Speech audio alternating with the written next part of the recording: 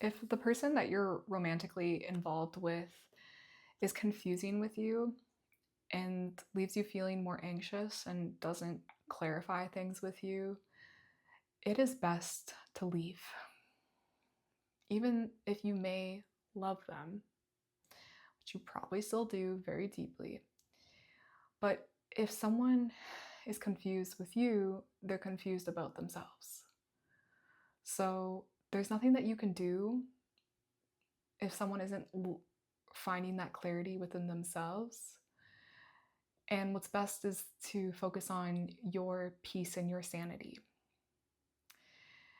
And someone that, I don't know, like projects something onto you, or you're trying to figure out this person because maybe like at some point they pedestalized you or they promised you a lot, and then all of a sudden it's like feeling like a 180 where they pull back and they don't have that same spark for you.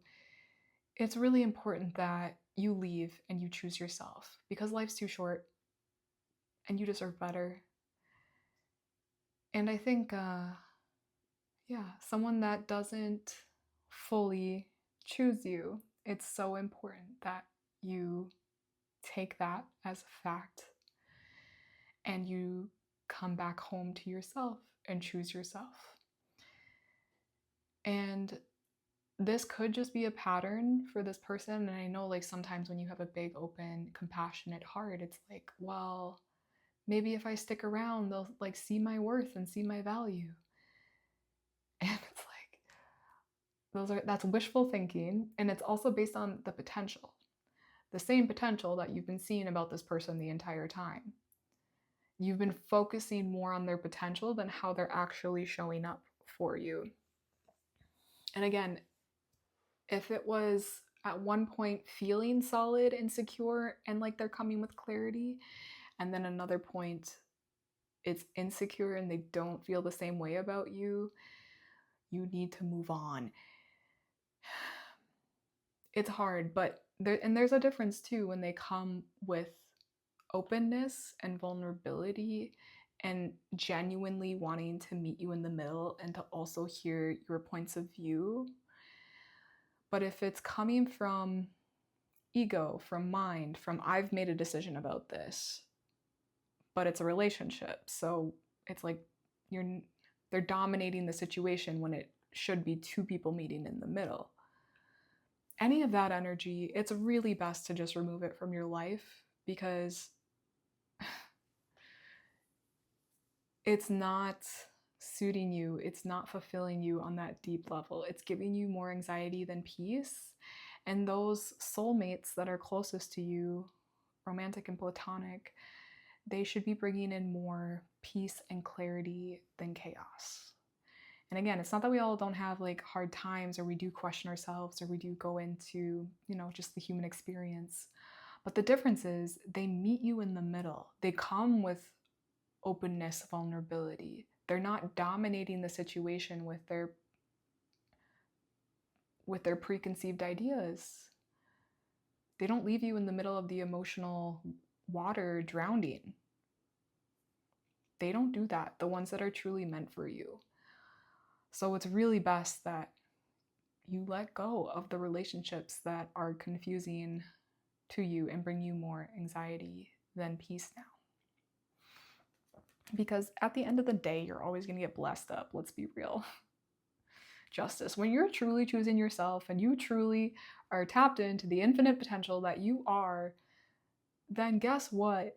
You're going to get rewarded for that. You're going to have the people, the situations, the opportunities come your way that actually align with you and your business. And the people that can't be on your path or on your journey any longer, maybe they need to go back and look at past patterns, they always get the justice that they require too. Just Lady Karma always makes her rounds. So there's like nothing for you to be concerned about if, let's say, I don't know, someone lied to you and maybe you had to carry a lot of that emotional burden. Someone tried to keep themselves more comfortable than they did thinking about you, your experience, your feelings. Like hurtful things from from your past, just know that on some level, we're all doing it to ourselves. Like, life is just one big electron, so they're doing that to themselves. So, and it will show up in their experience some way, somehow. Maybe in this life, maybe in the next, maybe in their life review, I don't know. But what I know is what you put out is what you get back. That's a fundamental law of the universe. Because we're just one, there's only one thing here. The big electron, we're just doing it to ourselves. So to know that also that same principle applies to you choosing yourself. So when you choose yourself radically, honestly, when you leave behind what does not serve or what is only maybe egoically fulfilling but not soul fulfilling, when you leave those things behind and you truly choose yourself, and you also get blessed up deeply. And that's where it comes, like, what you put out is what you get back. So you're not desperate for anyone's love because you have yourself. You know yourself and you love yourself. And that's your pillar, that's your foundational work that you've been cultivating over these years. I have the Chariot and the King of Wands. It could be now that you're also starting a new chapter, maybe, post a heartbreak or a betrayal, or just something where there was, at one point you saw your life going a certain way. It feels like there's a pivot here now with the Chariot. The Chariot's a new beginning, and it's a new sense of self too. With this black and white Sphinx and the Chariot card, it's like feeling strong in both your masculine, feminine energies and your duality and your physical, non-physical. It's like I'm taking all of the gifts that I've gained through life experiences, and I'm using that to start new, to start fresh. Even if there's still remnants of hurt from the past, it's like both can exist. You can have the pain from the past that you're still actively healing, and you're stepping into this new chapter, and the energy is new, and that new reality is unfolding as well. The King of Wands here is saying that you can do and be whatever you want. This is the entrepreneur of the deck. So this is like, now is the time to like really put forward and take the actions towards passion projects, towards getting real with yourself and taking action on the things that really you've been called to do, to take action on, and giving yourself more freedom in your life, in your schedule, and what you do today to day. It's very much about calling in your power and then actively using it, actively using your magic to create your life.